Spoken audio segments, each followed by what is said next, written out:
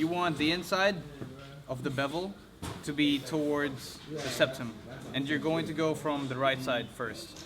If you tried to insert 3 times and you still don't, it doesn't go all the way through, pull it out, try on the other side. So, first thing you do, after your head to the chin lift, you do your pig nose. Just take a deep breath, all right? I got you, man. 1, 2, 3, swallow. Swallow.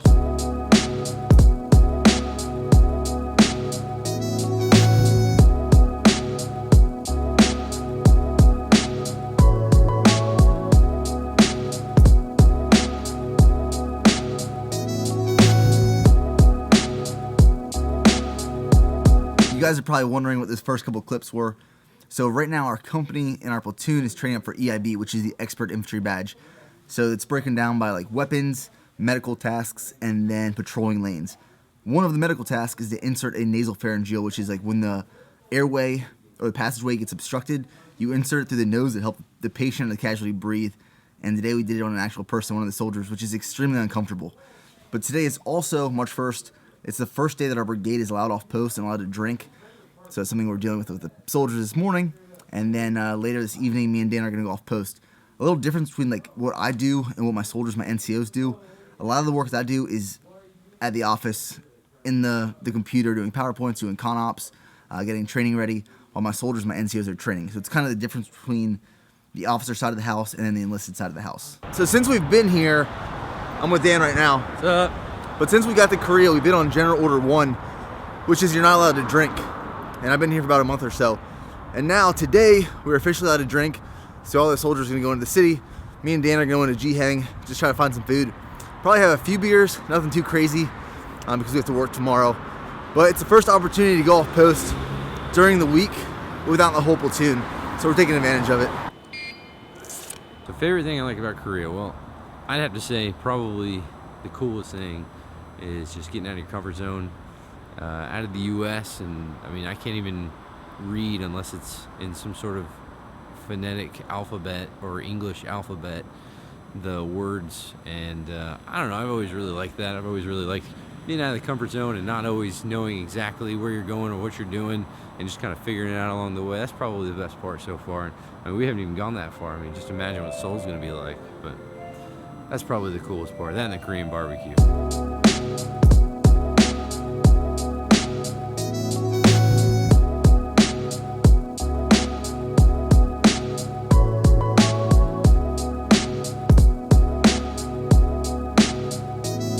So the drink of choice in Korea is soju.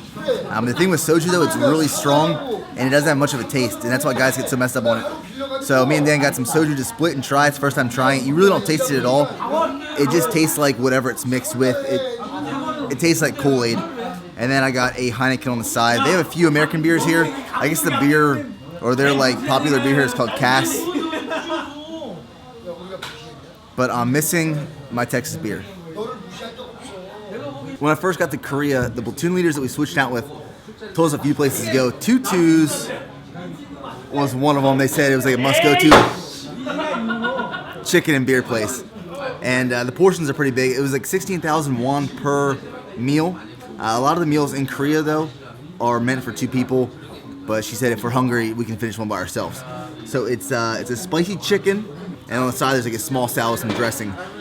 So we will try this out. I'm not a big spicy fan. I usually can't handle spicy stuff.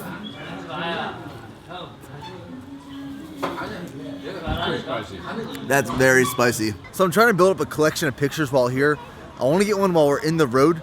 So as soon as it turns green where we can walk and cross, I'm going to set up the camera. We're going to sit there. We're going to put the camera on video, and I'll take a screenshot of it later. So we'll check this out.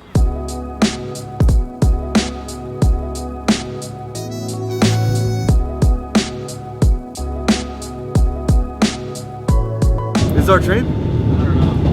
This might be our train. Should we get on it? Yeah. We'll get on it. Are we on the right train? Probably. We're probably on the right train. 고객 여러분, 전동열차 운행 중 화재, 응급 환자 발생등.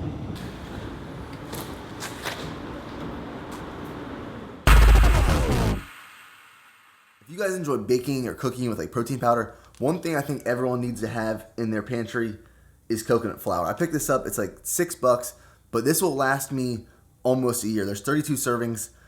2 tablespoons is 1 serving. The reason I like using coconut flour is because it's high in fiber for one, and it adds a lot of volume to stuff. So my pre-workout meal today, this is post-PT, is these 3 oat loaves. So I was at the commissary this week, and I decided to pick up like a loaf pan because I had nothing to bake with. So in these, it is 1 cup of oats, just dried old-fashioned oats, 2 scoops of a chocolate protein powder, 1 egg, 2 tablespoons of coconut flour, which just helps it rise so much, 1 tablespoon of cinnamon, 1 teaspoon of baking powder, and then on top, after I mix that up, put in the loaf pan, I just diced up a banana and laid the banana on top. So, good little recipe. This is a good pre-workout meal. This is going to be very filling. It's my breakfast post-PT. Very good.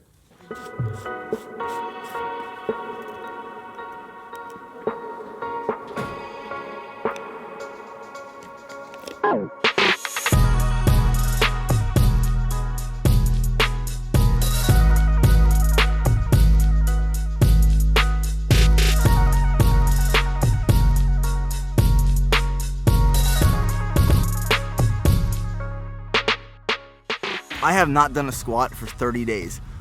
I'm waiting for my belt and all my stuff to get here because I'm not comfortable squatting without a belt, just for my lower back support. But what I have realized in the last 30 days is my leg training has been spot on, like leg pumps during the workout. And instead of focusing on strength, in the lower 3 to 5 rep range for squats, I've been incorporating more volume. And that's what my legs need to really grow. The best way to make changes or improve on a weakness or break a plateau is experimenting. Everyone's different. Everyone's gonna respond to a different stimulus.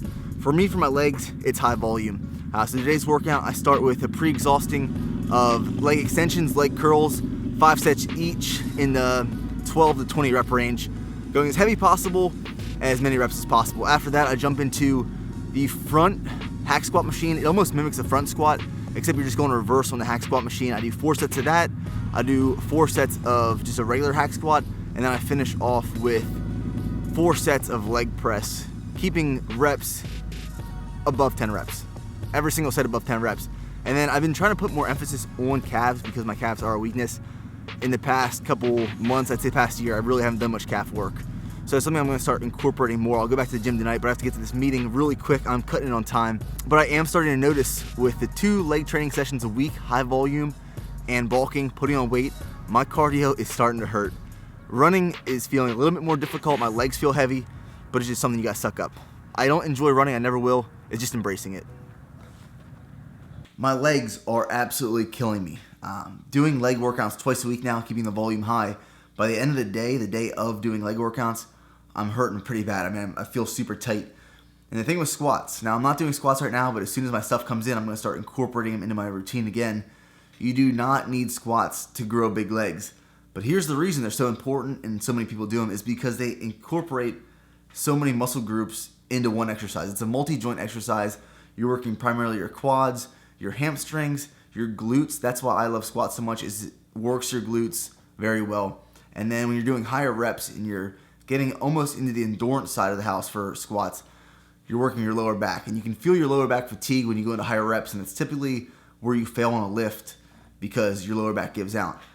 But I had to sit in a meeting today with a General Menace, and he talked about success. I just wanted to point out a few things. I wrote it in my hand because I forgot a notebook. But he talked about success being driven from 3 things. The first is passion or drive. So you have to want to do something. And I really agree with what he's saying. A lot of times we sit in these briefs and they end up being bullshit and a waste of time.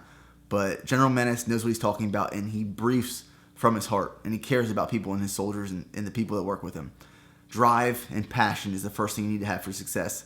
The second thing is practice, so the opportunity to practice your trade, whether that's the gym, going and working out, whether it's a business and running your business and putting time into that and helping it grow and build.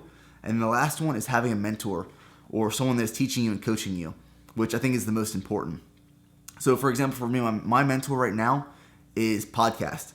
Listening to all these podcasts online and learning things about business and growing from there. Since I've been doing that, I've learned so much about the business aspects and techniques and growing social media, and it's helped my business tremendously. So keep that in consideration. Success is drive, practice, and mentorship, straight from the hand.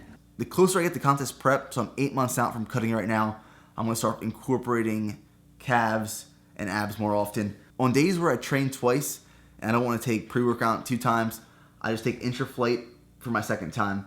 If you haven't checked this product out yet, it is a branched chain amino acid product. It has 4 grams of leucine, which is the anabolic trigger, as it's known as, 2 grams of isoleucine and valine, which is the branched chain amino acid aspect of it, 8 grams total. The cool thing about this product, though, is it's more than just amino acids. It has ingredients for endurance and pump as well. And the pumps are crazy with this stuff. You get 3 grams of citrulline malate, you get 2 grams of carnitine tartrate, 500 milligrams of agrantine sulfate, and 3 grams of taurine. So if you haven't checked this product out yet, make sure you do. It's on bearperformancenutrition.com.